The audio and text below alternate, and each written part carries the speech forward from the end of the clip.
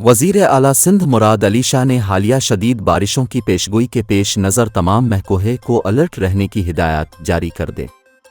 वज़ीर आला सिंध ने कहा कि KMC, तमाम टाउन्स और वाटर बोर्ड अपने अपने इलाके में इंतज़ामात मुकम्मल करें। तमाम सिविक एजेंसीज बरसाती नालों और ड्रेनेज सिस्टम को साफ रखें। मुराद अली शाह ने हिदायत की है कि ज़िलाई इंतज़ामिया और पुलिस अवाम का ख्याल रखें और मुश्किल घड़ी में उनकी मदद करें। वज़ीर आला सिंध ने डिज़ास्टर मैनेजमेंट अथॉरिटी को तमाम सिविक एजेंसीज के साथ कोऑर्डिनेशन करने की हिदायत भी की है।